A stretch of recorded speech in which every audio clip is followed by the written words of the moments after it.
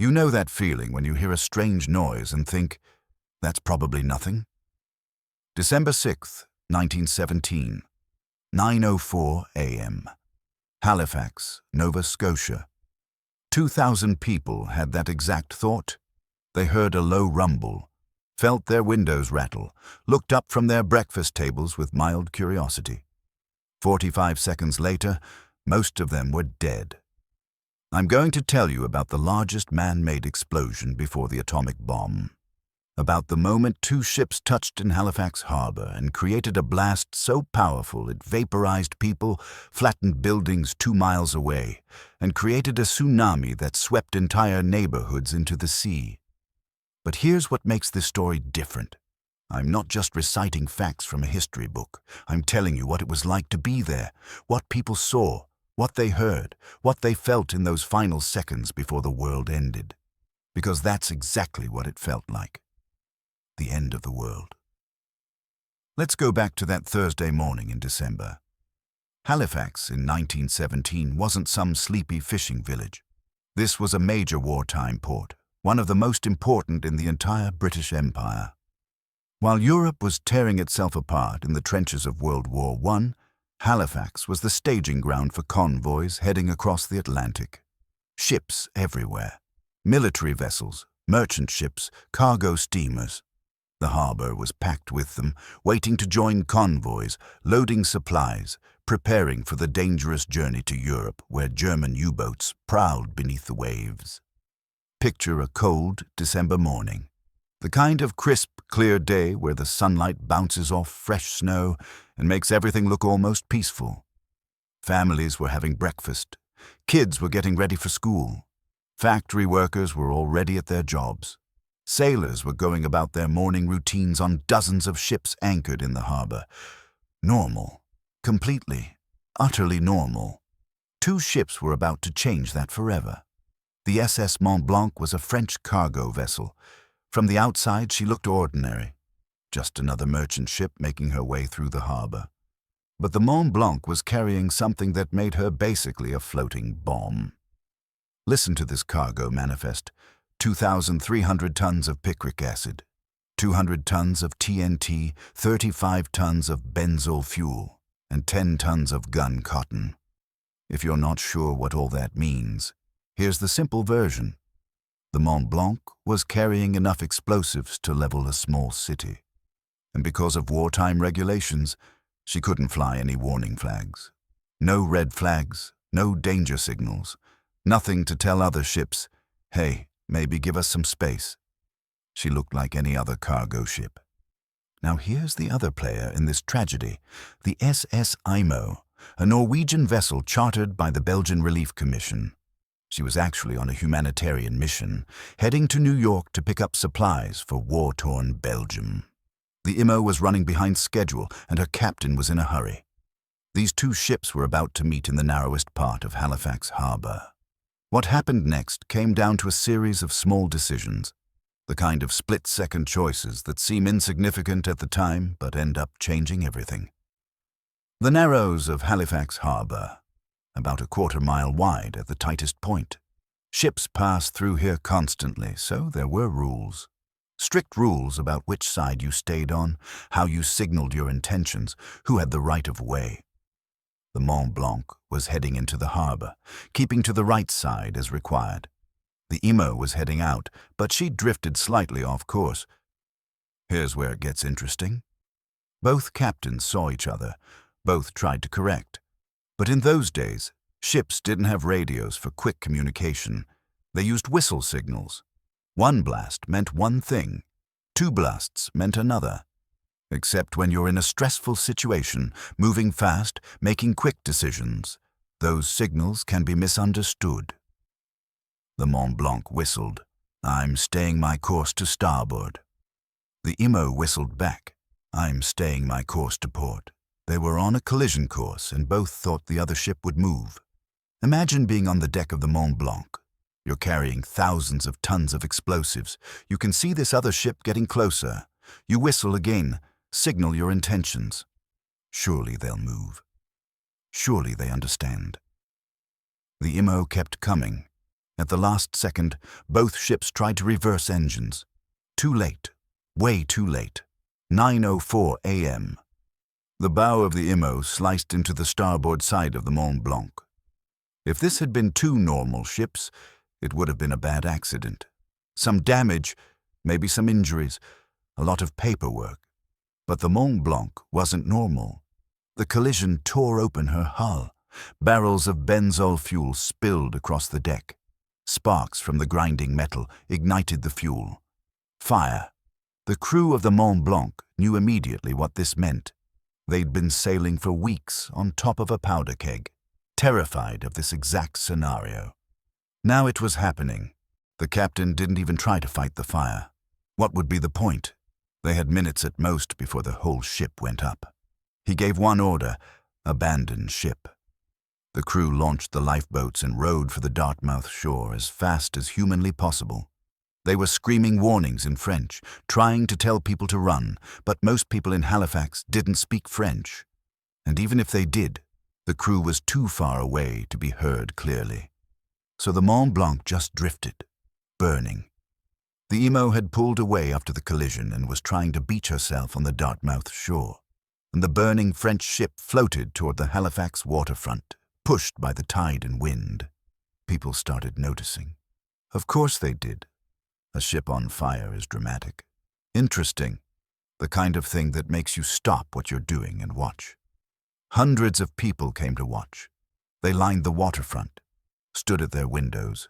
Some even climbed up to higher vantage points to get a better view. Others tried to help. The fire department responded. Firefighters raced toward the waterfront, pulling their equipment. Their job was to fight fires, and there was a ship on fire. Simple as that. The Patricia, a steam-powered tugboat, headed toward the Mont-Blanc. Her crew knew how dangerous this was, but they were going to try to tow the burning ship away from the city, away from the other vessels in the harbor. Brave doesn't even begin to cover it. 20 minutes passed. The Mont-Blanc drifted closer to Pier 6. The fire grew. Dense black smoke poured into the clear December sky, and then, at 9:04 and 45 seconds, the fire reached the cargo hold. Here's what you need to understand about explosions. We've all seen them in movies. Big fireballs, dramatic music, maybe some slow-motion shots. But a real explosion, especially one this size, is different. First comes the flash. A light so bright it burns shadows into walls. So bright that people 20 miles away would later report seeing it. Then the shockwave. 2,000 tons of explosives detonating simultaneously creates a pressure wave moving faster than sound. It hits you before you hear anything. The air itself becomes a weapon. The Mont-Blanc didn't just explode. She vaporized. The entire ship ceased to exist in a fraction of a second. In her place, a fireball rose into the sky, mushroom-shaped, climbing higher and higher. Witnesses would later say it looked like the sun had fallen to earth. The anchor of the Mont-Blanc, a half-ton piece of metal, was thrown 2 miles inland. Let that sink in. A half-ton anchor flew 2 miles through the air. The shockwave moved outward in all directions. At ground zero, everything within half a mile simply ceased to exist. Buildings, trees, people, animals. Vaporized, turned to ash and scattered on the wind. Beyond that, for another mile in every direction, the destruction was almost total. Wooden houses exploded into splinters, brick buildings collapsed, metal structures twisted like paper. The pressure wave was so powerful it created a vacuum behind it, and when the air rushed back, it created a second blast effect.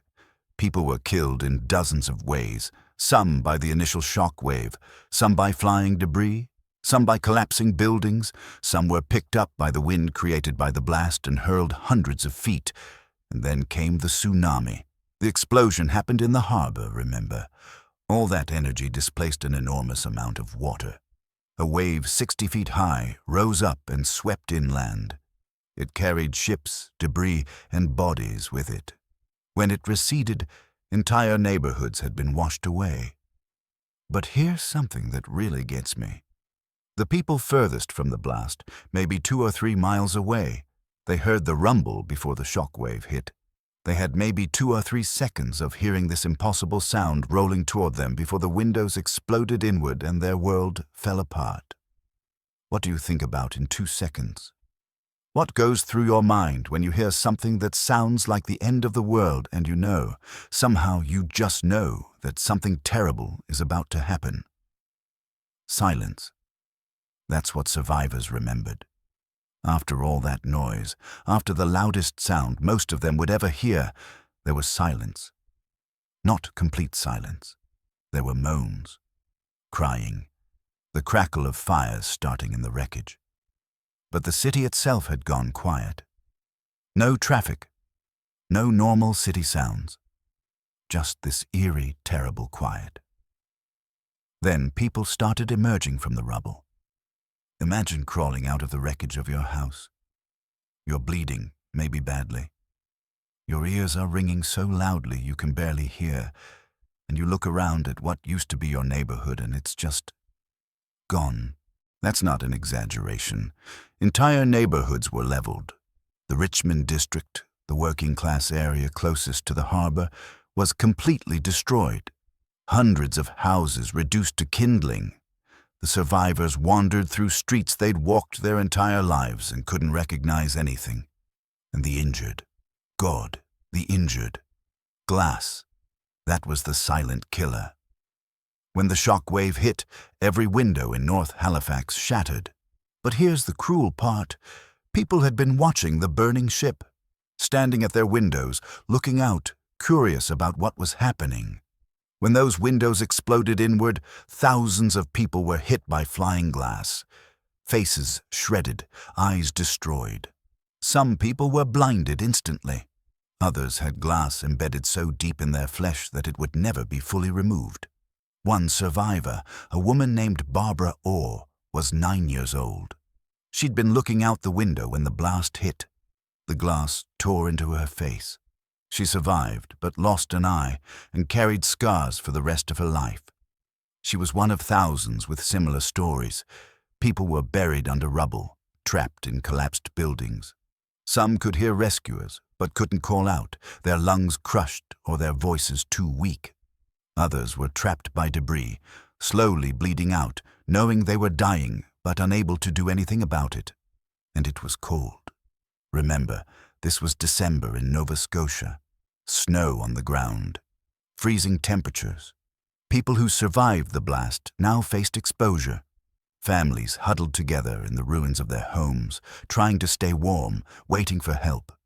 But help was coming from unexpected places. The south end of Halifax was damaged but mostly intact. People there felt the shockwave, had their windows broken, but their neighborhoods hadn't been leveled. They emerged from their homes confused, scared, but alive. And then they looked north and saw the smoke, saw the devastation, realized what had happened. They started walking toward the destruction. Not away from it, toward it. Because that's what people do. When something terrible happens, when their neighbors are in trouble, they help. Doctors, nurses, and volunteers rushed to the scene. But the hospitals were overwhelmed within hours. Actually, overwhelmed doesn't cover it. The main hospital nearest the blast had been badly damaged. Windows blown out.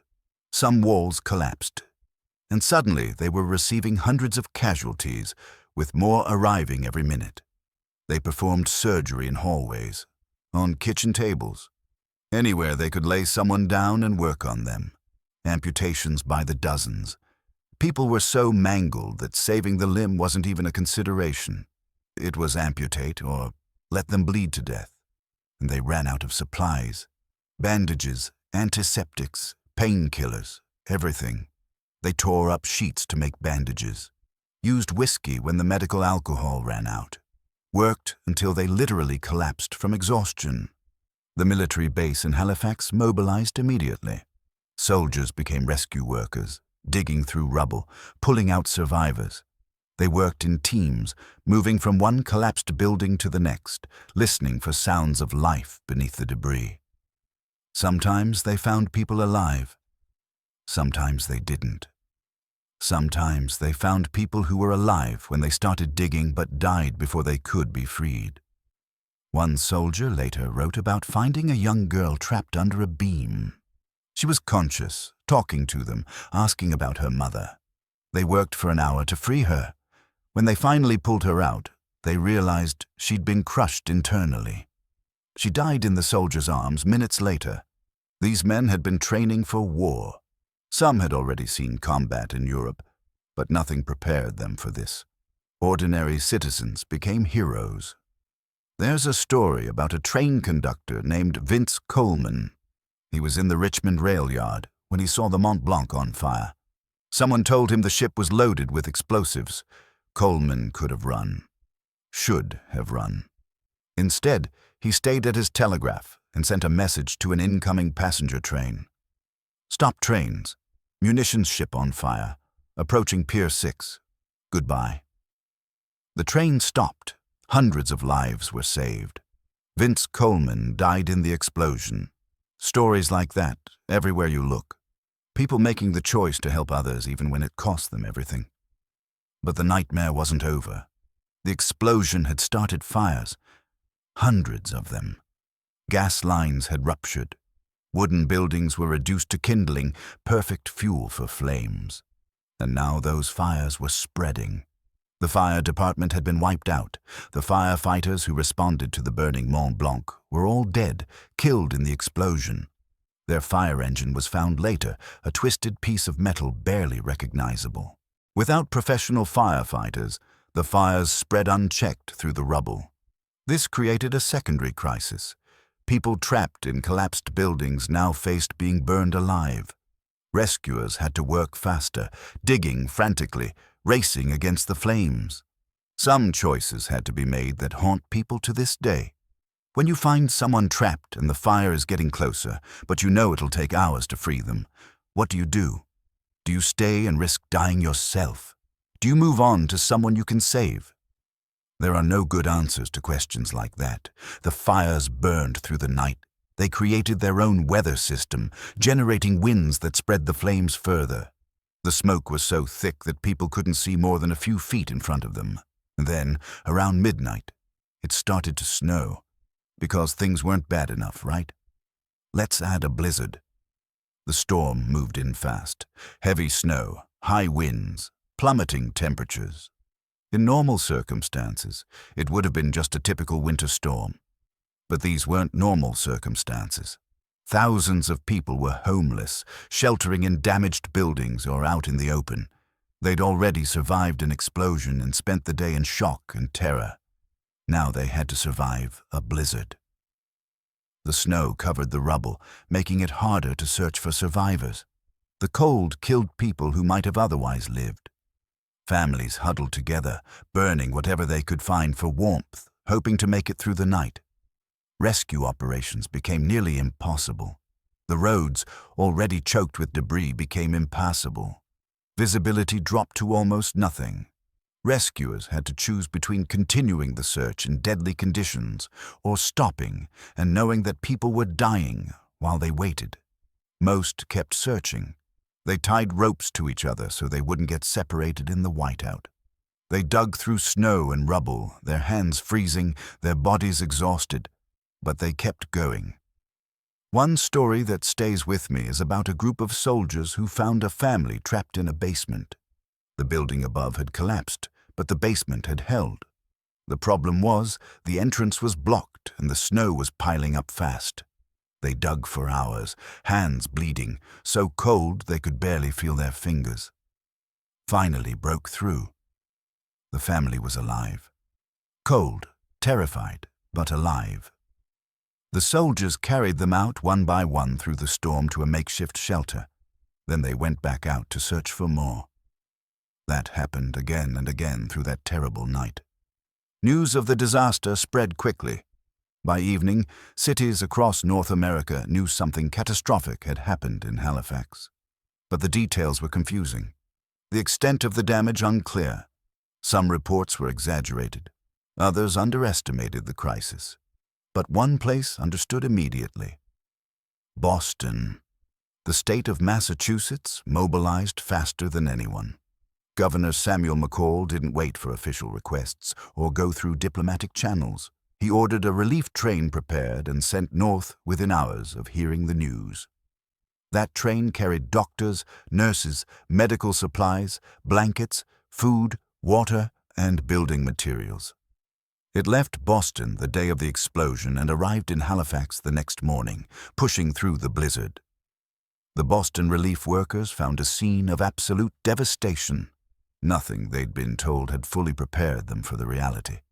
But they got to work immediately, setting up medical stations, distributing supplies, helping with rescue operations. More help came from other places. New York, Montreal, Toronto, smaller cities and towns.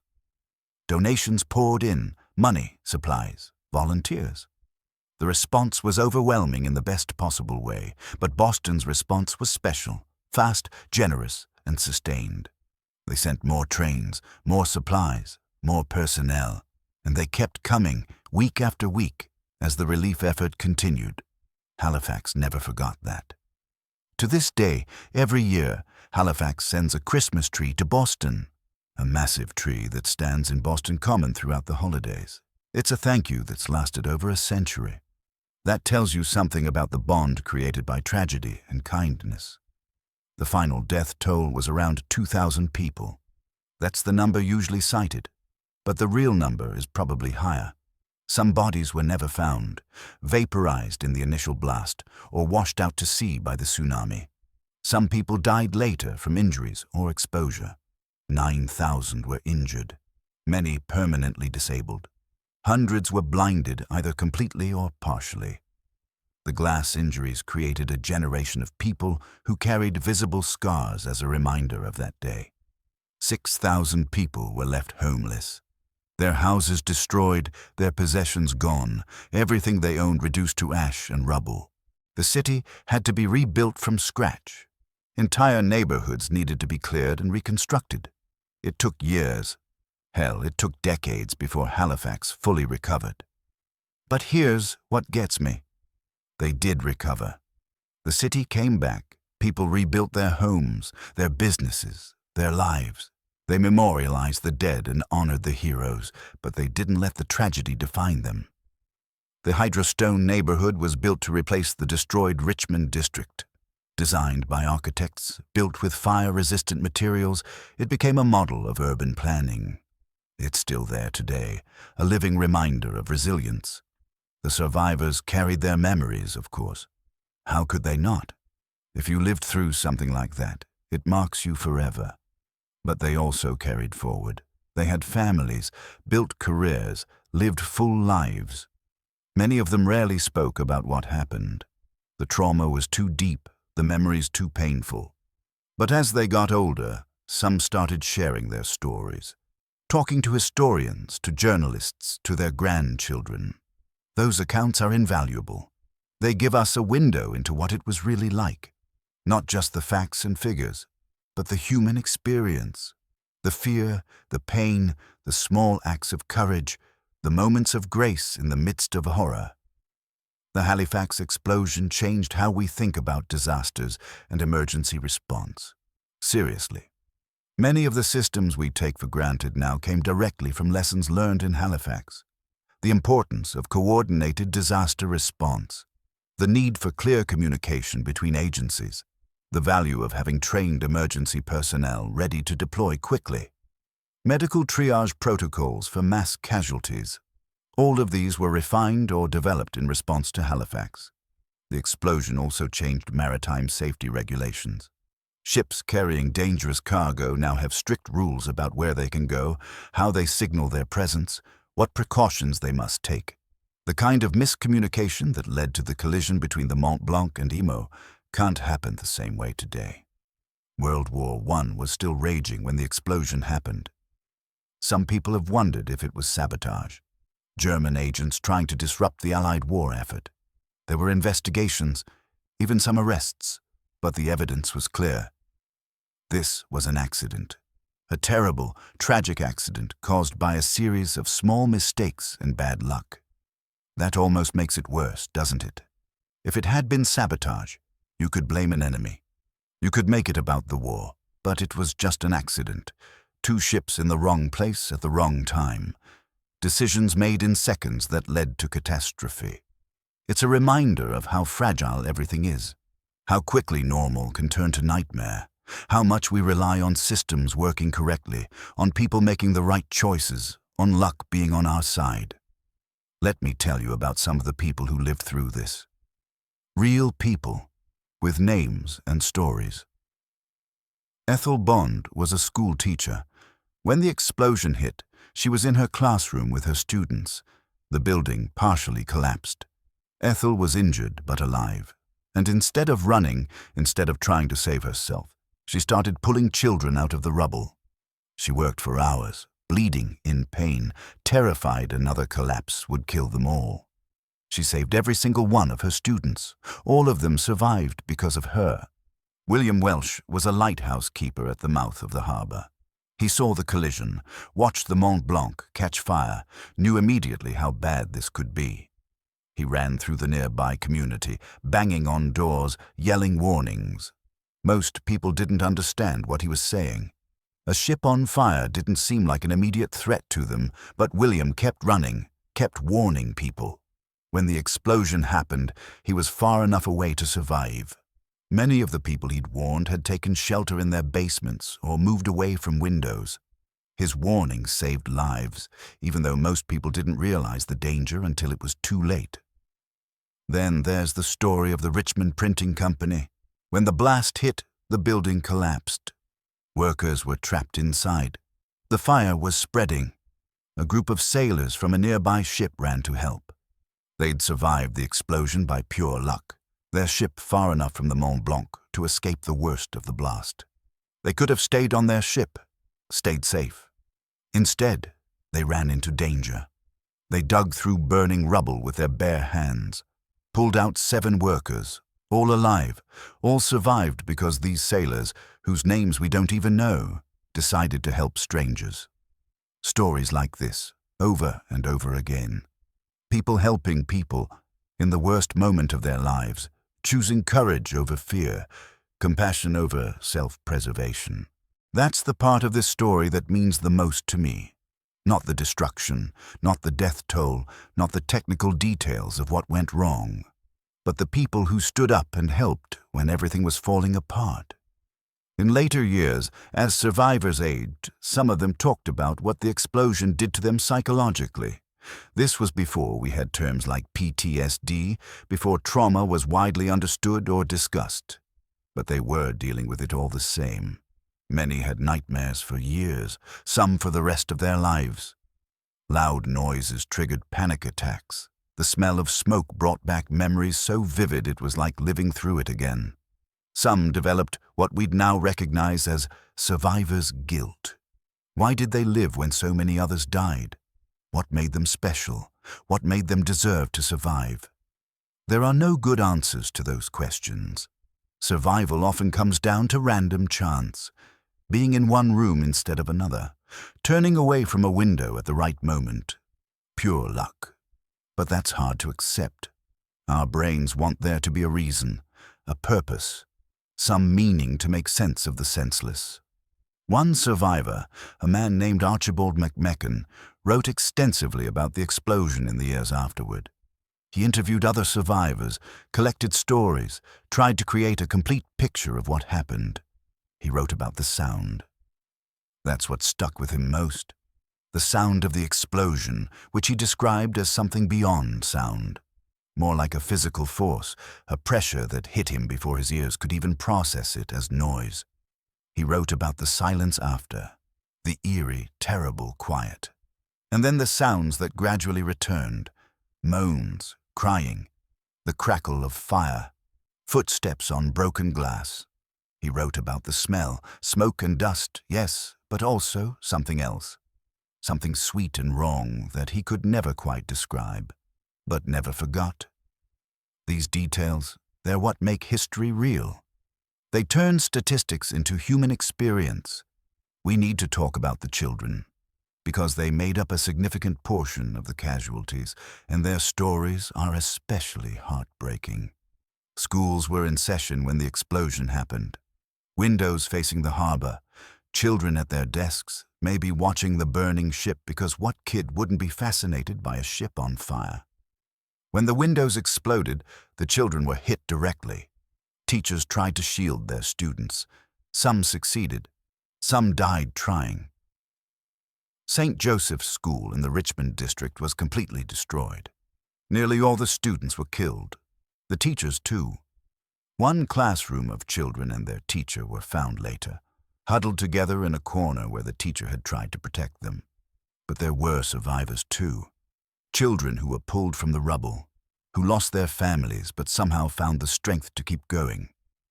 Many of these children were taken in by relatives, by neighbors, by complete strangers who opened their homes to orphans of the explosion. Halifax came together to make sure every child had somewhere to go, someone to care for them.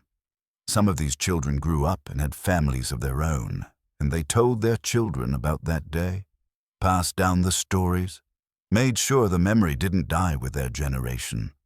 There are people alive today whose grandparents survived the Halifax explosion. The history isn't that distant. It's still within living memory, passed down through families. After the disaster, there had to be an investigation.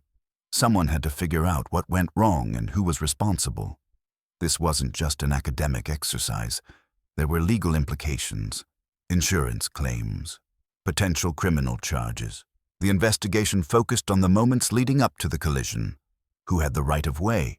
Who misread the signals? Whose error caused this catastrophe? It got complicated fast. Maritime law is complex. The rules about right of way, about signaling, about who's responsible when two ships collide, they're not always clear-cut. Initially, the captain of the Mont-Blanc was blamed. He was arrested and charged with manslaughter. The pilot, too. The thinking was that they'd been carrying a dangerous cargo and should have been more careful. But that didn't hold up. Further investigation showed the Imo had been at fault for the initial drift off course. The signals had been confusing. Both ships had tried to avoid collision. No one had deliberately caused this. Eventually, the charges were dropped. The courts essentially ruled it was a terrible accident. Blame could be spread around to various parties, but no single person was criminally responsible for what happened. That didn't satisfy everyone. When thousands of people die, there's a natural desire to hold someone accountable, to point to a person and say, "You did this." But sometimes there's no clear villain. Sometimes tragedy just happens because of a chain of small errors, none of which would have mattered on their own. The shipping companies paid out settlements to victims and their families. Insurance covered some of it. The government provided additional relief funds. But no amount of money could truly compensate for what was lost. Halifax has several memorials to the explosion, places where people can go to remember, to pay respects, to connect with this piece of history. There's a memorial bell tower at Fort Needham Park, overlooking the harbor. It stands where the Richmond neighborhood used to be, before the explosion wiped it away. The bells ring every year on December 6th at 9:04 a.m. If you're ever there when those bells ring, it's powerful. Standing on that hill, looking out over the harbor, hearing those bells and knowing what happened on that spot, it connects you to history in a visceral way. There are graves, too. Mass graves for the unidentified dead, individual graves with names and dates. Many of them list December 6th, 1917 as the date of death. Walking through those cemeteries, seeing row after row of people who all died on the same day, it's overwhelming. The Maritime Museum of the Atlantic has an excellent permanent exhibition about the explosion. Artifacts recovered from the site, photographs from before and after, personal stories from survivors. If you want to understand what happened, really understand it, that museum is where you go. They have pieces of the Mont Blanc's anchor. Remember the half-ton anchor that was thrown 2 miles? They found it and put it on display. Standing next to it, seeing how massive it is, trying to imagine the force required to hurl that thing through the air. It's humbling. Every year on the anniversary, there's a memorial service. Fewer survivors every year, obviously. but their descendants come, historians come, people who just want to pay their respects to a tragedy that shaped their city. It matters. Remembering matters, not just for the people who died, but for what we can learn from what happened. So what's the legacy of the Halifax explosion? What does it mean today, more than a century later? First, it's a reminder of the destructive power of modern weapons and materials. The explosion was caused by conventional explosives, not even particularly sophisticated ones, and it devastated a city, killed thousands, created destruction on a scale that was almost incomprehensible at the time. This happened before Hiroshima, before Nagasaki, before we really understood what weapons of mass destruction could do. Halifax was a preview, a warning. Second, it demonstrated the importance of emergency preparedness. Cities now have disaster plans. First responders train for mass casualty events. We have systems in place to coordinate rescue efforts, to get help where it's needed quickly. A lot of those systems were developed or refined because of lessons learned in Halifax. The chaos of that first day, the confusion, the lack of coordination. We learned from those mistakes. Third, it's a story about human resilience, about a city that was nearly destroyed and came back, about people who lost everything and found the strength to rebuild. That's not unique to Halifax, of course. Throughout history, cities have been destroyed and rebuilt, but each story is unique. Each community has to find its own path forward. Halifax chose to remember but not be defined by the tragedy, to honor the dead while focusing on the living, to build something new while preserving the memory of what was lost. That's a powerful legacy. People often compare the Halifax explosion to other disasters, to 9/11, for example, the sudden, unexpected nature of it, the way it transformed a normal day into a nightmare, the heroes who emerged from the chaos, or to Hiroshima and Nagasaki. The Halifax explosion was the largest man-made explosion before the atomic bomb. For decades, it was the benchmark for understanding destructive power. But comparisons only go so far. Every disaster is unique. The specific circumstances, the people involved, the time and place, they all matter. What Halifax shares with other disasters is the human response, the way people come together in crisis, the way ordinary people become heroes, the way communities support each other through the darkest times. That's universal. Whether we're talking about Halifax in 1917 or New York in 2001 or any other disaster you can name, when things fall apart, people help each other. That's the story that repeats across time and place. It's easy to lose sight of that in our current world. We're bombarded with negative news, division and conflict. It can seem like we're falling apart as a society. But then you look at what happened in Halifax, at the sailors who ran into burning buildings to save strangers, at the doctors who worked until they collapsed, at the city of Boston mobilizing to help a neighbor in need. That's who we are too. That capacity for courage and compassion, it's still there. It comes out in crisis. We'd prefer not to need it, obviously. We'd prefer to live in a world without disasters. But when the worst happens, people step up. They always have. They always will. Here's a question worth considering. What if the Halifax explosion happened today instead of 1917? In some ways, the response would be better. We have better medical technology, better communication systems, better emergency response protocols. The survival rate would probably be higher. We'd have helicopters for medical evacuation, specialized rescue equipment, teams trained specifically for urban disaster response. The international response would be faster and more coordinated. But in other ways, it might be worse. Modern cities are more complex, more infrastructure to damage, more systems that can fail, electrical grids, water treatment, communications networks. When they go down, the cascading effects can be catastrophic, and we're more dependent on those systems. In 1917, people knew how to cope without electricity or running water. It was hard, but they had the skills. How many of us today could manage without power for days or weeks? Plus, there's the media aspect. In 1917, news spread slowly, by telegraph and newspapers. Today, it would be instant. Live footage, social media, the whole world watching in real time. That has advantages. Faster aid response, greater public awareness. But it also means more confusion, more misinformation, more people traumatized by watching the disaster unfold. I'm not sure which would be worse, honestly. Experiencing a disaster without the world watching, or experiencing it with cameras everywhere. Your worst moment becoming content for millions. I want to share a few more personal stories. Because statistics don't capture what this was really like. Numbers don't tell you about the human experience. There was a woman named Mary Jean who was 9 months pregnant when the explosion happened. Her house collapsed. She was trapped in the rubble, going into labor, surrounded by debris and fire. Rescuers found her hours later, pulled her out. She gave birth in a makeshift hospital that night. Both she and the baby survived. She named her daughter Hope.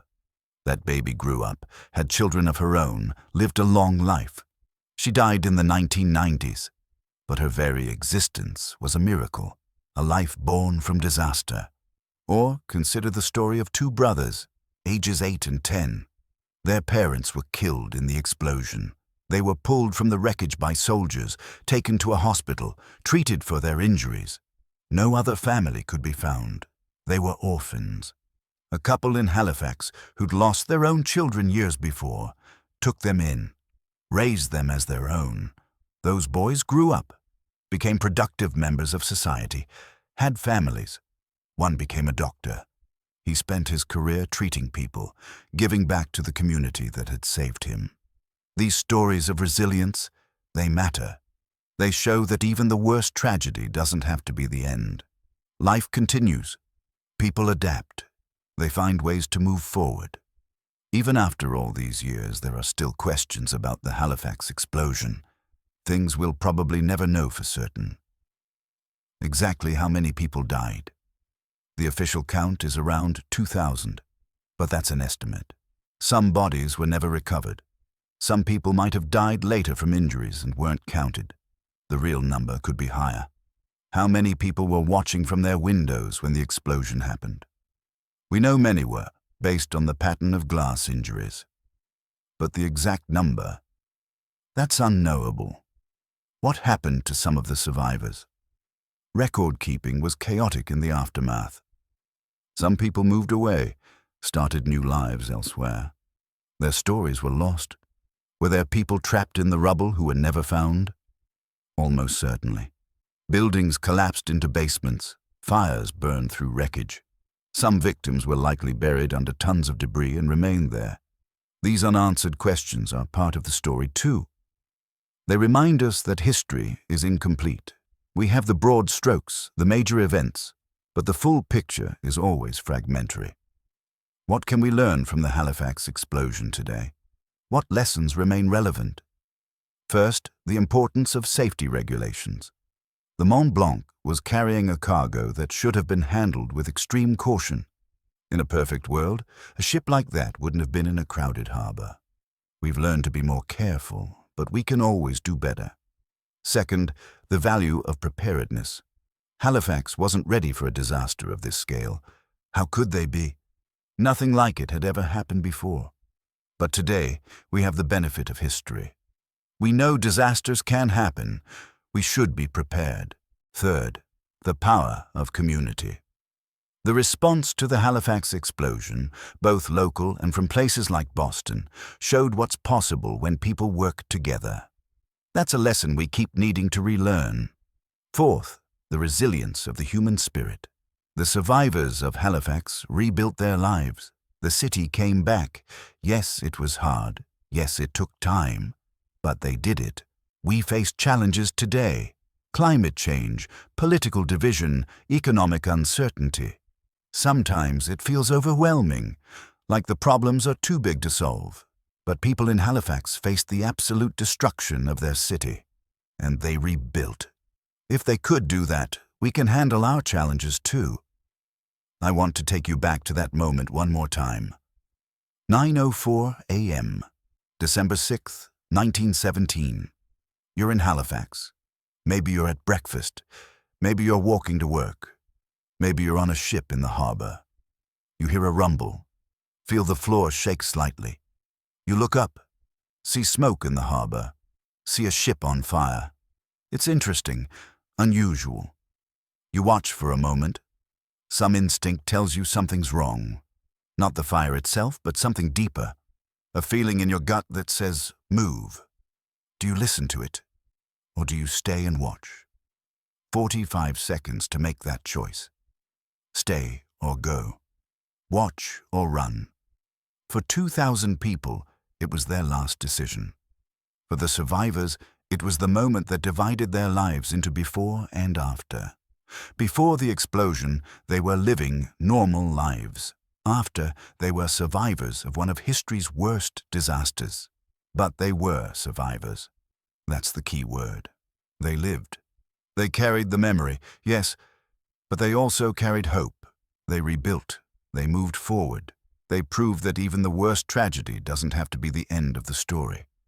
You might be wondering why I wanted to tell you this story. Why spend this much time on something that happened over a century ago? Because it's more than just history. It's a reminder of what we're capable of, both in terms of destruction and in terms of recovery. We live in a world with incredible destructive potential. We have weapons that make the Halifax explosion look small. We have technologies that could cause catastrophic damage if misused. But we also live in a world with incredible capacity for compassion, for courage, for people helping people when everything falls apart. The Halifax explosion shows both sides of that equation. The disaster itself, caused by human error and the destructive power of modern explosives. And the response, driven by human courage and compassion. Which side wins? That's up to us. That's always been up to us, every time we choose to help instead of looking away. Every time we choose to build instead of destroy. Every time we choose to remember and learn instead of forgetting and repeating. We're making the choice. The people of Halifax made that choice. They chose to rebuild. To remember the dead while focusing on the living. To create something new from the ashes of tragedy. We can make the same choice. Whatever challenges we face, whatever disasters we encounter, we can choose how we respond. That's the real lesson of Halifax. Not the technical details of what went wrong, not the statistics of death and destruction, but the human choice to keep going, to help each other, to build something better. The Halifax explosion isn't really over. It's still part of the city's identity. Still influences how people there think about safety, about community, about resilience. Every December 6th, the city pauses to remember. The bells ring. People gather. Stories are shared. The memory is kept alive. And every Christmas, that tree goes to Boston, a living symbol of gratitude and friendship. A reminder that kindness matters. That help given in a time of crisis creates bonds that last generations. The survivors are gone now. The last one passed away in the early 2000s, but their stories live on. Passed down through families, preserved in museums and books, shared with new generations who need to understand what happened and why it matters. This is how we honor the dead, not just by remembering that they died, but by learning from their stories, by applying those lessons to our own lives. The people who died in the Halifax explosion, they can't speak for themselves anymore. But we can speak for them. We can tell their stories. We can make sure they're not forgotten.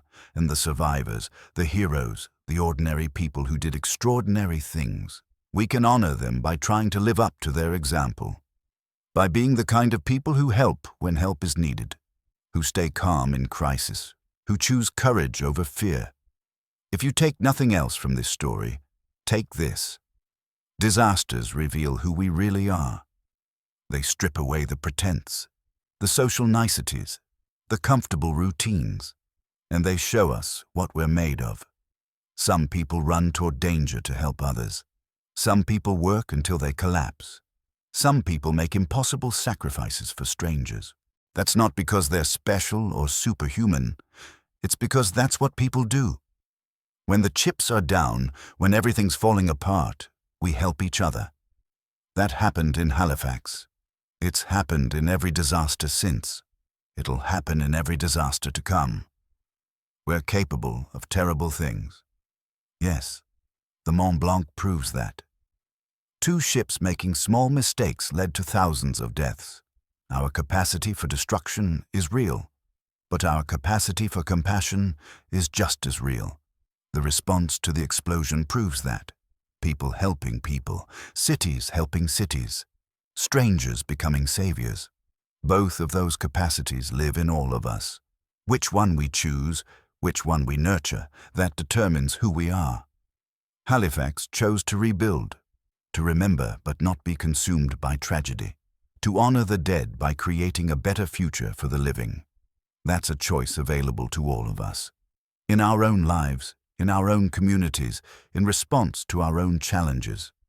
We can choose to help, to build, to move forward together. That's the legacy of Halifax. That's the lesson that matters. December 6th, 1917, 9:04 a.m. 2 ships collided in Halifax Harbour. 20 minutes later, the largest man-made explosion in history leveled Halifax City.